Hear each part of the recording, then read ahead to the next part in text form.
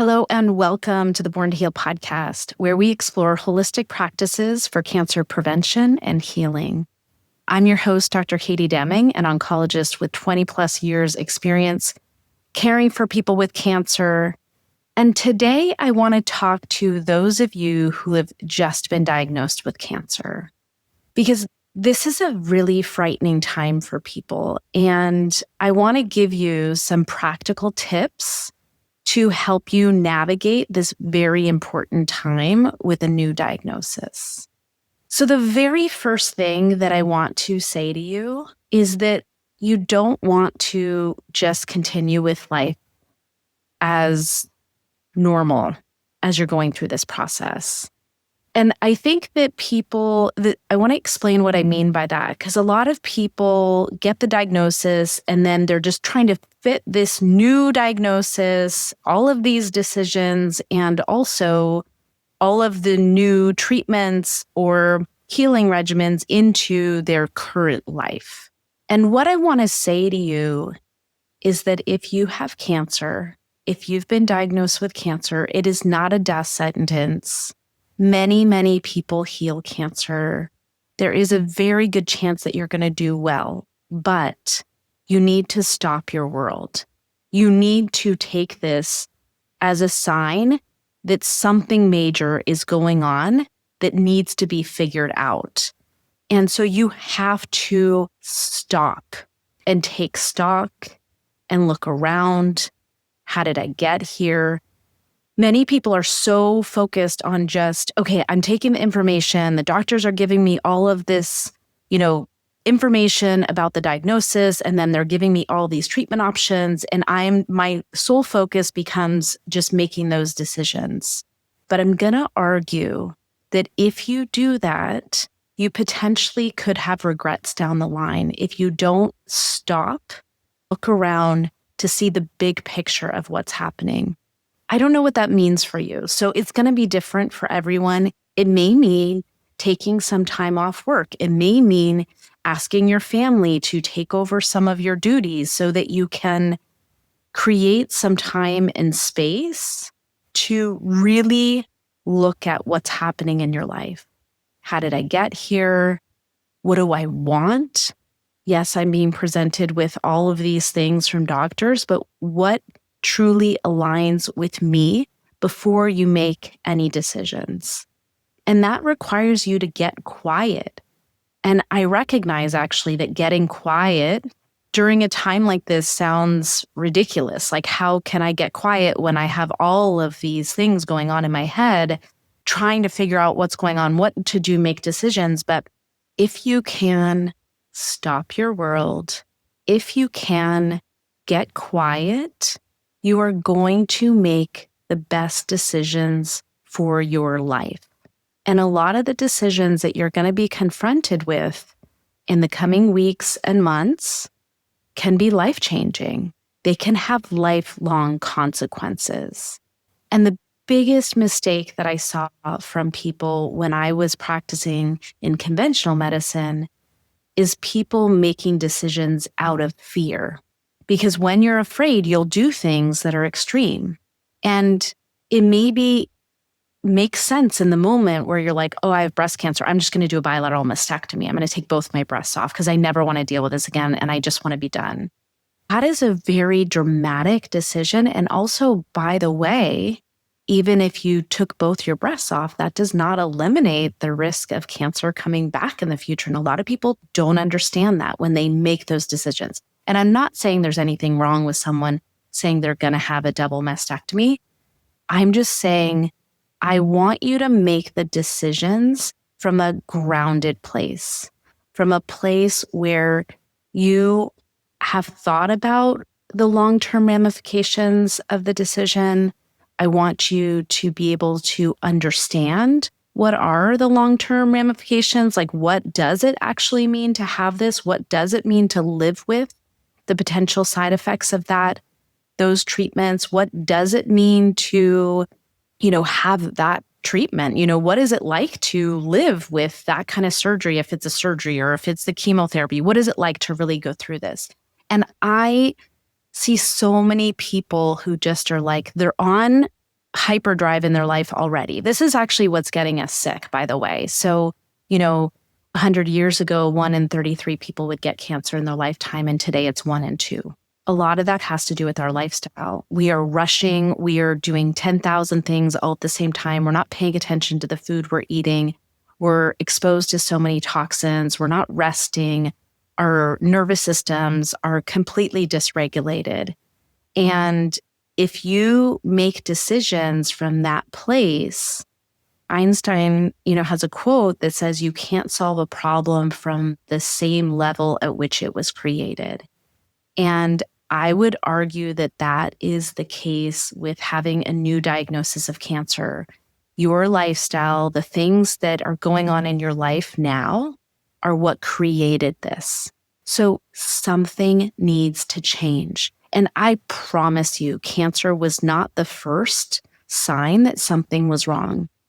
In order for you to get to the point where you have cancer, there have been multiple signs along the way that you have likely discarded or ignored that has gotten you to this place. So this is like the ultimate messenger. And I strongly encourage you to stop your world, give yourself time to assess where you're at. So that's the first thing. I want you to stop your world. I don't want you to just keep going along at the pace that you've been going and then fit this into your life, because you know what? It's not likely that you will heal if you approach your illness in the same way that created your illness. The second thing that I want to say is not to rush decisions. And this is something that you are going to find challenging because the system is designed that once a diagnosis is made, that it's like, okay, got to go. You've got to get this going. You got to have this treatment. You got to start this whole thing. And a lot of times people get really frustrated with the doctors. And I just want to say that the doctors mean well when they are pushing for a quick timeline, but there are reasons why they're doing this. So hospitals and doctors, cancer centers are graded based on metrics. And I know this because in addition to practicing as a radiation oncologist for 20 years, I also served as a healthcare leader. And I oversaw end-to-end cancer care for one of the largest healthcare organizations in the US. And we had metrics that, let's just take breast cancer because that's the simplest and also my area of expertise. But basically, we had metrics from the time of having an abnormal mammogram to getting a biopsy, that we wanted that to be done in a certain amount of time. And we would try and make that happen within a couple days. And then from the biopsy, it would be from the biopsy to surgery. You'd want that to be done in so many days. And then from surgery to either radiation or chemotherapy within so many days. And these are set up as metrics because there are some studies that show that if you can do the treatments in a timely fashion, that the outcomes are better. So this is a data-driven approach, but the problem is it assumes that the standard of care and the algorithms that are designed for conventional oncology are what you want to do. And my guess, if you're listening to my podcast, my podcast is all about holistic healing and other ways to heal cancer. My guess is maybe you're having reservations about those things. And so what I would really encourage you to do is to slow down that process. And this comes back to the first thing that I said about stopping your world and slowing everything down.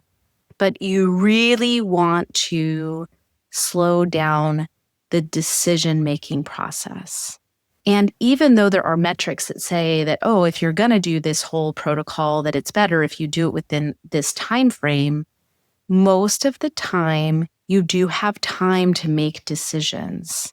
And even with quote unquote aggressive cancers, which I hate that term because it makes people feel crazy and like, oh no, I'm doomed. And also I've got to do everything fast. You have time. You need to think about things. And the other thing is that sometimes it doesn't take, weeks or months. It can be days, but slowing things down so that you really fully understand what are the options that are being presented to me. What is the benefit of this treatment that they're offering? What are the side effects and the complications? And a lot of times we get so focused, and this will be the next point, is talking about fear. When we're in fear, and most people, when they're initially diagnosed with cancer, have some level of fear. When we're in fear, we make decisions that really prioritize the short-term outcome of getting rid of the cancer while overlooking the long-term potential risks and downsides of that. And so when you're going through this process, you want to slow it down so that you really understand. And when you're making decisions, the things that you want to know about the treatment options that are being presented to you are, number one, you want to know what the benefit is. So this is something that I would encourage you when you go into your appointments that you're going to want to get from the doctor, you're going to want to walk out with. Number one is, what is it that they're recommending? What is the benefit of that treatment? And the benefit they'll often quote as, it's a local recurrence risk. So if we do a lumpectomy, the risk of recurrence is this amount without the surgery and with the surgery. Or, radiation. What is the risk if I don't do the radiation? What is the risk of recurrence if I do the radiation? So that's the thing. What is the benefit from a cancer perspective? The second thing is you want to know, what are the short-term side effects associated with the treatment? And the short-term side effects are things that may not happen for everyone. And if they happen, they're usually short-term. So these are things that you may be a period of recovery. This could be like the post-op recovery. This could be the side effects during radiation or during chemotherapy. But you want to know, what are the short-term side effects associated with that treatment? And then you also want to know the long-term risks. And the long-term risks certainly don't happen to everyone. It could be even a very small percentage of people, but you want to know what the percentage risk is and then what the potential outcomes are. So this could be, let's just say after radiation, what is the second risk of cancer? What's the risk of causing a cancer with the radiation? Okay. You want to be clear about that. So that risk, let's just take generally, is very low for breast cancer. The risk of causing a second cancer with radiation is usually quoted about 1%. So you want to know that, like, what's a 1% risk? And then what are those types of cancer that can happen after radiation? Most of those are angiosarcomas. So these are a type of cancer that can be more aggressive. So it's a very low risk, like 1%, but it can be aggressive. And you would want to understand that risk. Same thing with chemotherapy, same thing with surgery. So you want to know from your doctor, what's the benefit? What are the side effects? And then what are the risks? And I would ask for percentages. I would want to know those percentages. And your doctor may give you pushback on this, but you absolutely deserve to have this information so you can make decisions. Because a lot of times when you're in these appointments, the doctors are just like, we got to get everything going. This is it. These are the potential risks, but they kind of just gloss over it. And I'll tell you, just because I've been in this role of being the doctor, a lot of times the patients are like, as if they're talking to Charlie Brown's teacher. And I don't know if, Charlie Brown in that cartoon is like, wah, wah, wah, wah, wah, wah. The teacher's just like talking and like totally unclear what's coming out of their mouth. And a lot of times in an oncology appointment, you may feel like you're talking to Charlie Brown teacher and it's just like not computing. And it's just because of the fear actually and the overwhelm associated with a diagnosis like this. And so having those things written out for you is really, really important. And also you can bring someone with you to those appointments to make sure someone who has more of kind of a level head can take notes and make sure you get those questions answered while you're in the appointment.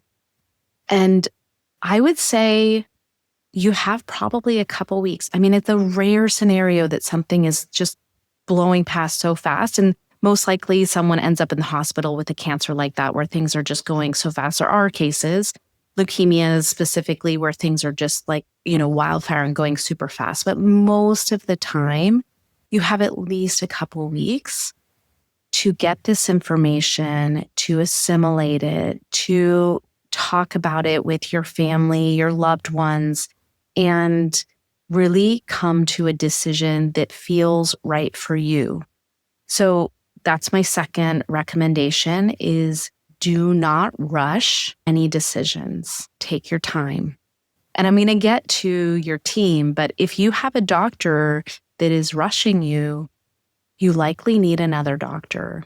You want to find someone who can meet you where you are and help you feel supported as you make these really big life-impacting decisions. So the third thing is you want to get out of fear. And cancer, I said this in my TEDx talk, it's like cancer is honestly like having an atomic bomb go off in your head, and people just lose it and they can't think straight because they're in so much fear. Because for a lot of people, a cancer diagnosis equates with I'm dying. And that's the first thing that comes to their mind, which I just want to say that's not the case. And even with stage 4 cancer, I've seen people heal themselves from that. The conventional system would tell you that that's not possible, but I've seen that. So this is not a death sentence. And we have to figure out ways to calm your nervous system and get you out of fear in order to make the best decisions for your body. And the way that you can think about fear is like basically creating tunnel vision. It activates your amygdala, and all of a sudden you just see like as if through a pinhole. And that's what I was talking about, how, when someone's making a decision out of fear, all they can see is the immediate risk, which in most people's mind, cancer equals death. And they're thinking, okay, I don't want to die. I don't want the cancer to come back. I'm just going to do whatever it takes to do that. But the problem is that as your nervous system calms down and, you give yourself time, that aperture is going to open and you're going to see, oh, wow, I did have more options than what I thought when I was just totally focused on, I want to survive this and I never want to deal with cancer again. So what are some of the things that you can do to help yourself get out of fear? The first is that you can use your breath. So there are breathing techniques that will activate the vagus nerve and calm your nervous system. A 4-8 breathing technique is a great example of a technique that will activate your vagus nerve and calm your nervous system within seconds. And that is a simple technique of just breathing in through your nose for a count of 4, and then breathing out through your mouth for a count of 8. And I would do that for 1 minute when you find yourself getting really overwhelmed and fearful, using that breathing technique. It's very, very powerful. I teach my clients to do that before they go into any doctor's appointment to help calm their nervous system. And there's a tool, actually, the Camuso Shift. It's a beautiful necklace. I don't have mine on right now, but they have it in gold and silver and rose gold and different finishes. But basically, you wear it. It's a piece of jewelry. It's like beautiful. And then you just put it in your mouth and you breathe through it. It looks like a whistle. Like mine's gold. It looks like a gold whistle, but it's not a whistle. So it makes no noise when you breathe through it. But basically what it does is it forces you, it's like breathing through a straw. It forces you into a slower exhalation. I would say 4-8, but it's not exactly going to be 4-8. It's going to basically lengthen your exhalation.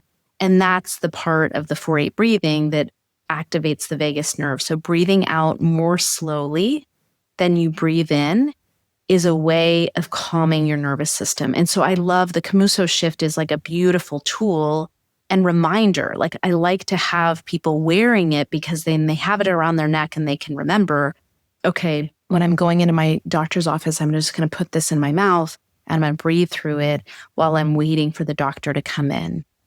So that is very powerful. You can do it without the shift, but I like that tool. And that's actually a beautiful gift for those of you who are listening to this episode and have someone that you love, that you want to support, who has been diagnosed with cancer.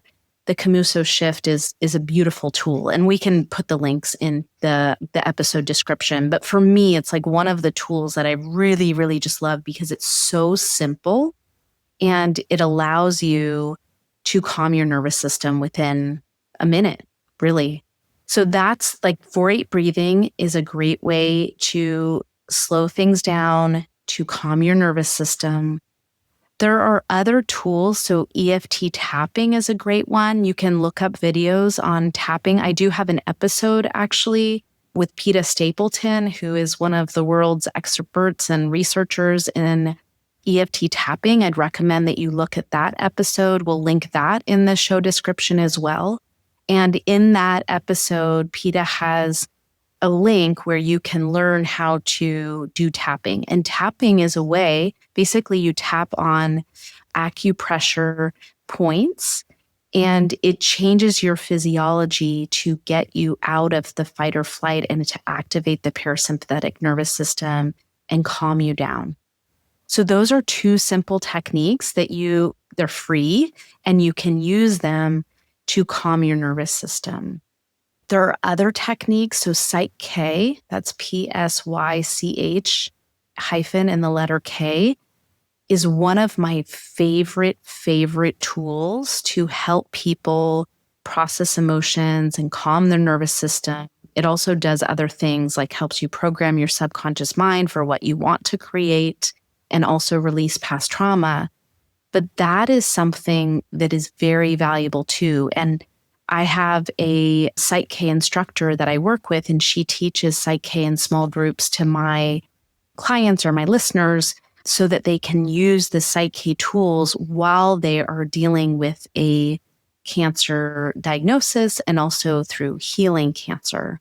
So that is also a beautiful option as well. And I'm not sure when our next workshop is going to be, but we can maybe put a link there in the show notes too for people if they want to find that. That's something that when you're initially diagnosed, it may not be timely enough, but these other 2 things, the tapping and the breathing, but then Psych-K would be something beautiful to bring in to your healing toolkit at some point. It literally is my favorite. Psych-K is my favorite tool to help people with the emotional aspect of dealing with cancer and healing. So fear is natural, but it is not where we want to stay. And I remember this with my mom, because my mom died of ovarian cancer in 2023. And I remember talking to her about fear. And she's someone who lived in fear really her whole life. But she said, well, it's normal to be fearful when you have cancer. And what I'll say to that is, yes, it's normal. But the problem is you don't heal when you are in a fear state. And you also don't make great decisions, right? And this episode is really about how to make decisions. But the other part of that is in order to heal, you need to have a calm nervous system. And there's really 4 things that I found that people who heal cancer naturally do. And the very first thing on that list is calm. They have a calm nervous system because our body cannot heal when it's in a state of fight or flight. It thinks that you're being chased by a tiger. So all your energy is going towards just surviving and you're pumping out cortisol and adrenaline. And healing happens in the opposite state of that. It happens when we are in parasympathetic activation and we're in a state of calm. That's when we start to repair DNA damage. That's when our body goes into a rest state. And that's actually what these techniques that I just told you about, the EFT tapping, the 4-8 breathing technique, all of those are basically activating your parasympathetic nervous system and turning off your sympathetic nervous system. And you need that. You need that to make good decisions, but you also need that to heal. And one piece that I want to say in here, because this is like, it's common that I see it. And so I just want to call it out. So if this happens for you, you can catch yourself with it. A lot of people have fear, which is natural. And then they reprimand themselves for being in fear because they know the fear is not good for them in their healing. But the problem is then you're just creating a vicious cycle of staying in that fight or flight experience. And so if you start to practice this and you start using tools to help yourself get out of fear, when you notice the fear come up, I want you just to use the tools and not get hard on yourself for having the fear.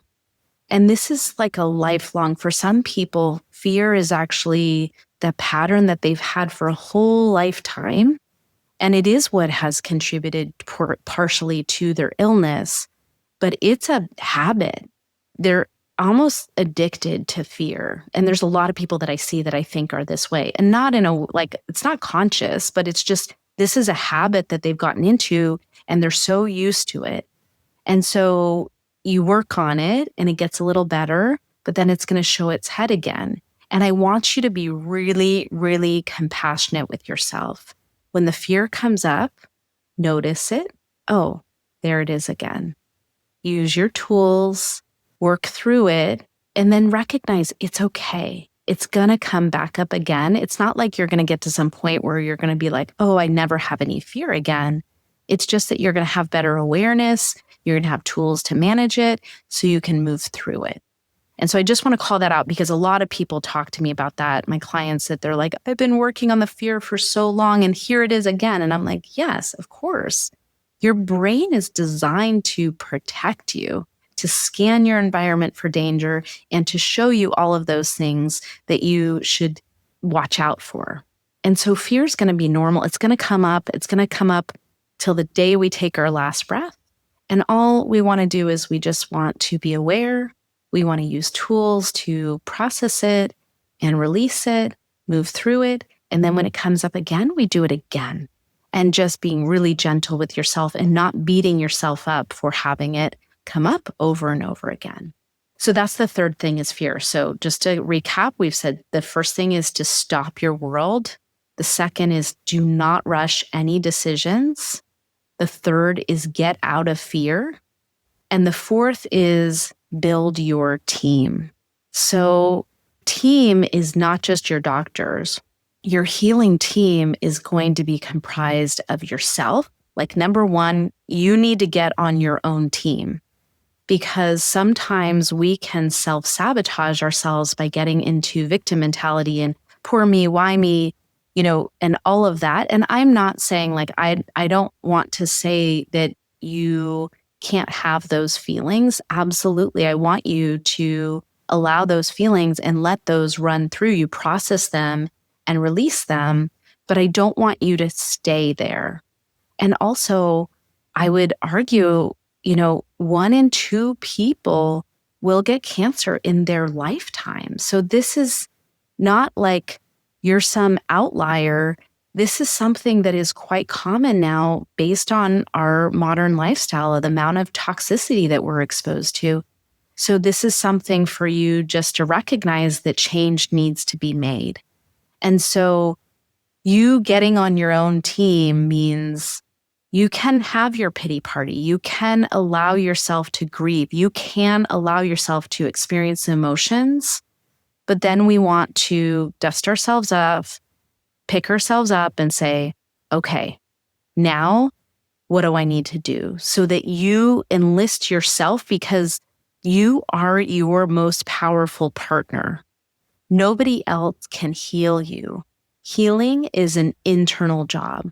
And so you want to be your own best friend. You want to be your own partner in this journey, because you are the one that is constant, that you always have with you. And frankly, your healing depends upon you.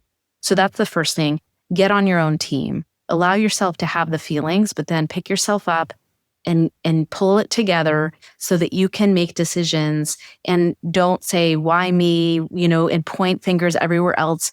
This is your job. Your job is to be your own advocate and heal yourself because nobody else can do it for you. The other thing is friends and family. So, and I would encourage people to be thoughtful about who you bring into your inner circle or onto your team while you're healing. Because there's a lot of people around you that probably want to help, but maybe would not be helpful just because they've got their own stuff, they've got their own fear. And a diagnosis just doesn't affect the person who's been diagnosed. It really affects the whole ecosystem, a family, your loved ones are all affected by this diagnosis. And so personally, I would recommend being mindful about who in family and close circle can handle themselves to be by your side and help you make the best decisions for you. You want to limit exposure to people who will have very strong opinions that maybe don't align with what you desire for your body, because then it just creates stress and you end up leaking your precious energy to fighting what they're telling you to do and not focused on what is really best for me. So I encourage you to bring those people, and it could be just one person, could be like only one person. This does not have to be a ton of people, but bringing in those people who, number one, lift you up, number two, can keep a level head, number three, can manage their own emotions so that they're not projecting onto you, and fourth, can make you feel stronger. Like you want to feel stronger from the people who are around you and not drained. And the way that I like to think about this when you're healing, and when you're first diagnosed, you're starting the healing process. And it may not feel like it may feel like you're just, in a whirlwind and this is anything but healing starts the moment you're diagnosed. And I like to think of healing as you've just planted this little garden, and you're like the little seed that's just been planted in the soil. And when you plant new seeds in a garden, you don't let other people come and walk over the top of those seeds. You put up a fence to protect those little seeds. And as they come up, and even as the shoots come up through the ground and these really fragile little leaves and plants start to pop up, they still need protection. So you're going to need protection for a little while. You don't want anyone coming into your garden and stepping all over you, right? And then what do you need? You need water. You need sunshine. You're like that little seed, and you need things also to help you make good decisions, but also to help you heal. You need love. You need unconditional support. You need non-judgmental people around you to help you make good decisions. And so if you can imagine yourself as this little seed, what does your seed need? And what you need is different from someone else. But I would guarantee that everyone needs love. Everyone needs unconditional support. But think about this. If I'm this little seed, what do I need to help myself grow this healing potential? So that's why I recommend putting up boundaries, not telling everyone necessarily that you've been diagnosed. I don't recommend actually posting on social media and bringing everyone into your space. At some point, you may want to do that, but you need to be very comfortable and very firm-minded before you share something publicly like that. So I'm just talking about even with your immediate family, you don't necessarily need to tell everyone there, because there's certain people that are going to stomp on your garden and they're going to put judgmental things, and they're basically going to be giving you anti-nutrients, for lack of a better word, things that are not going to help you in your healing process. And then doctors.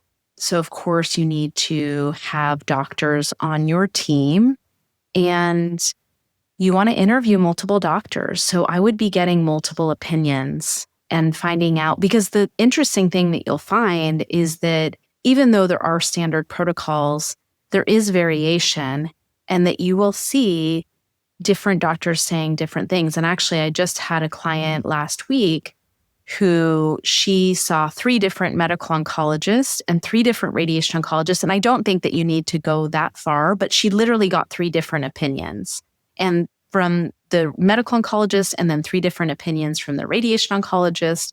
And then we spent the time when I was seeing her just to make sense of, okay, what is it like? What is the framework that they're all looking at that they would come up with these different decisions? And that's what a lot of what I do is just help people understand what are the doctors saying so that you can understand what they're recommending and then make the best decision for you.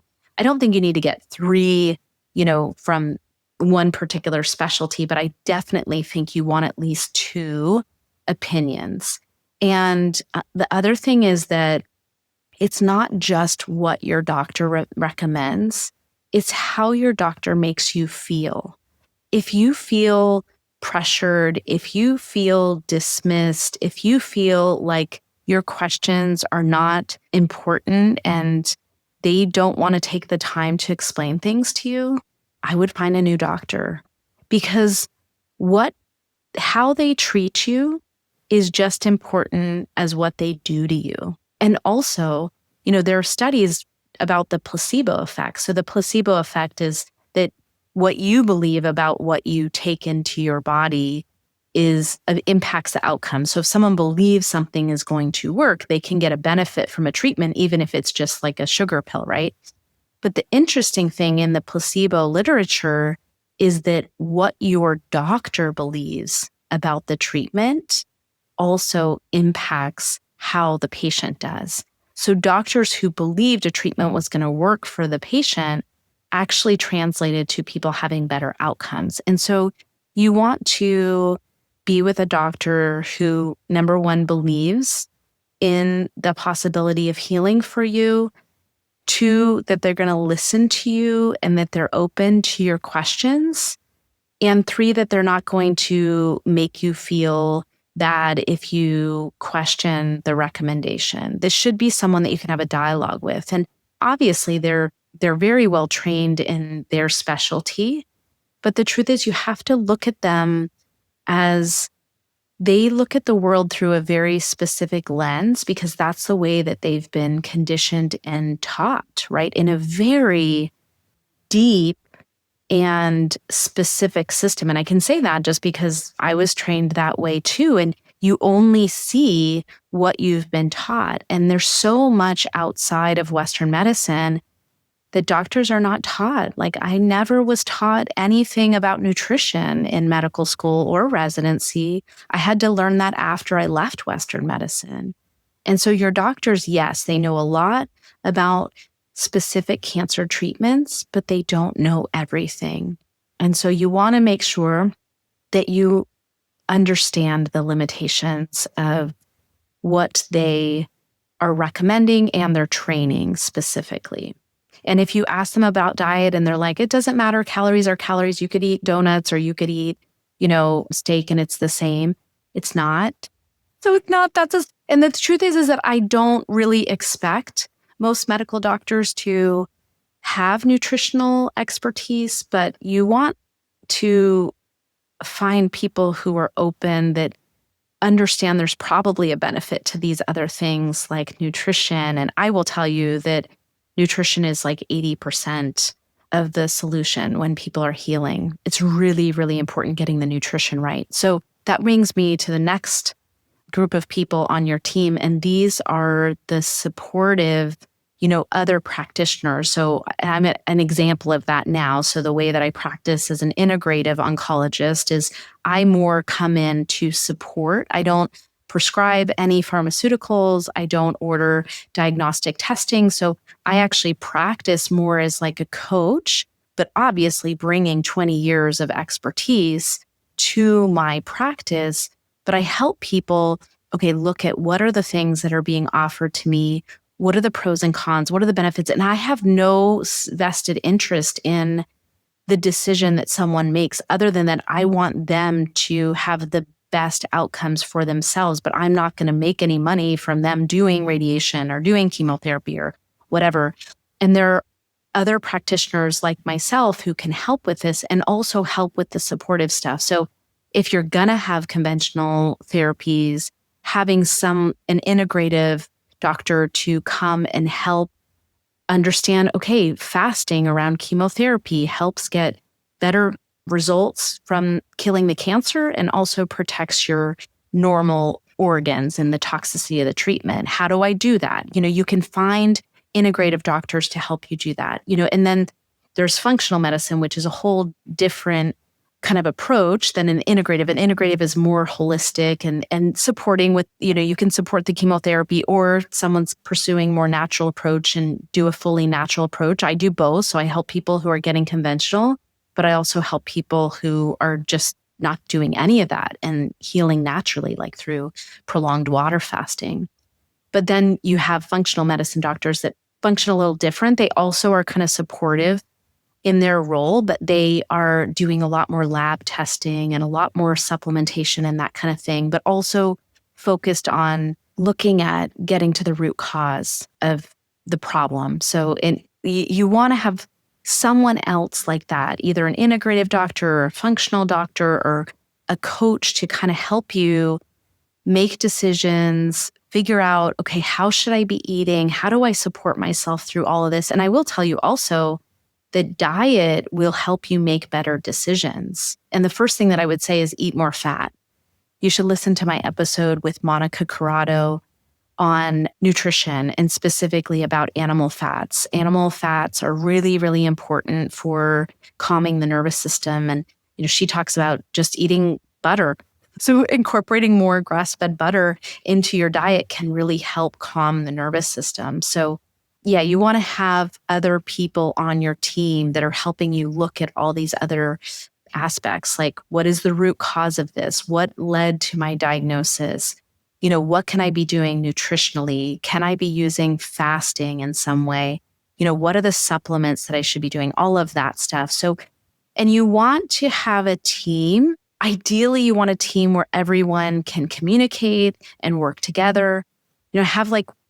I don't have this with many of my clients because a lot of the medical doctors are, I don't want to say averse, but maybe averse to like the holistic healing stuff. But I have this beautiful relationship with one of my clients, doctors who is at Memorial Sloan Kettering. He's a GYN, or he's a medical oncologist who specializes in GYN.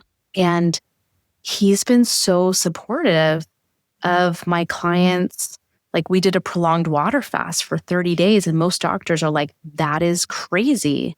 But he ordered her labs and, he and I would communicate weekly while she was going through it. And so you can find those conventional doctors who are willing to work with other providers as well. So I just want to say, in an ideal world, you have a whole team where people can communicate and work together, because I believe, and I believe this when I was in conventional medicine, we do better when we all use our areas of expertise to support you in your healing.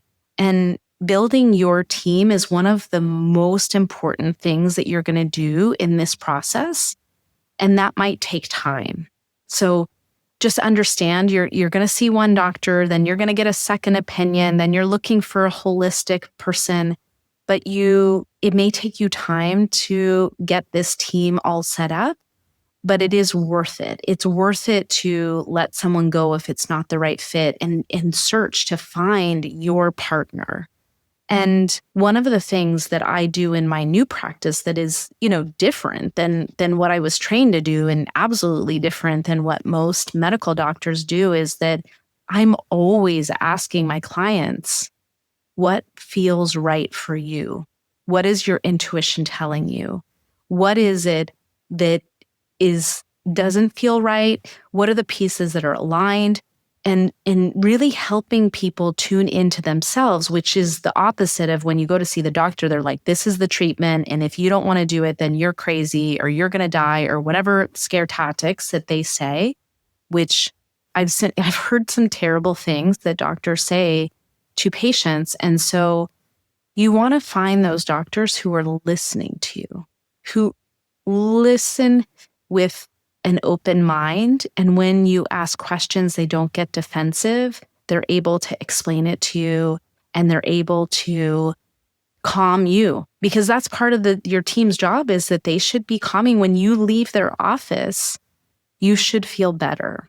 Like, that's a sign. When you leave someone's office and you feel terrible, that's a sign that this is not someone that's meant to be on your team. So those are the 4 things. The 5th, so stop your world, don't rush any decisions, get out of fear, build your team. And then the 5th thing is tap into your intuition. And I will say this is probably the most challenging aspect of a new diagnosis, because if you can't control the fear, you're never going to hear that quiet voice inside and what your higher self and what is truly aligned with you. You're not going to hear that. So you have to do the things that I said above with getting out of fear in order to be able to access your intuition.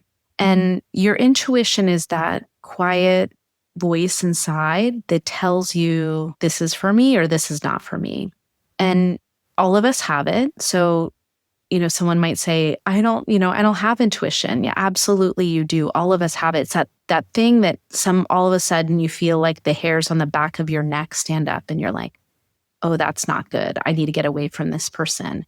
Or you had this sense like, I shouldn't do it, but that doesn't make sense. Like everything in, rational, like thinking it through means I should do this. So you go ahead and do it. And then after the fact, you realize like, oh, that was totally the wrong decision. And I knew it ahead of time.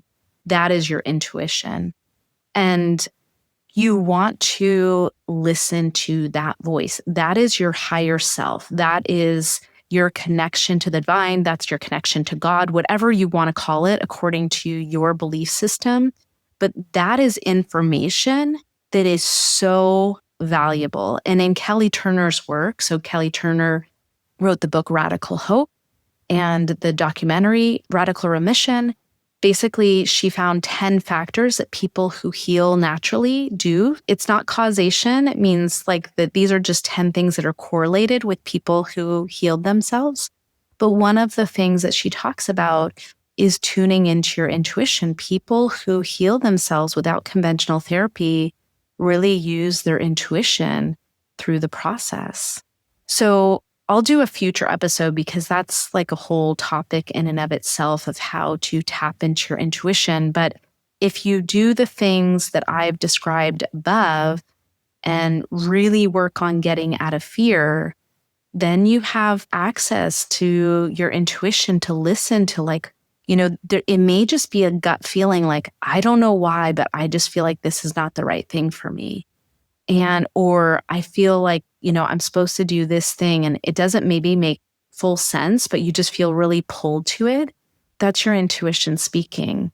And I would really encourage you to listen to that small, quiet voice and get quiet enough to hear it. So those are my recommendations. If you've just been diagnosed with cancer, we want to stop your world. We want to not rush any decisions. We want to get out of fear. And we want to build a team for healing. And the last thing is you want to use your intuition. So I hope that this is helpful for you. Please leave a comment. If you're watching this on YouTube and you can leave a comment, I would love to know if this has been helpful for you. Also, I would love for you guys to put reviews on whatever platform you subscribe to. It's really helpful for other people to understand how these episodes will be helpful for them. So I would love it if you do and leave a review. And I'm sending you so much love, and we'll see you next time. Okay, take care. Bye-bye. Thank you for being here today. Please enjoy a previous episode of Born to Heal. And if you found value in our conversation, please subscribe and share with someone who might benefit. Have questions? Drop them in the YouTube comments or message me on Instagram. Links are in the episode description. And remember, just like me, you were born to heal.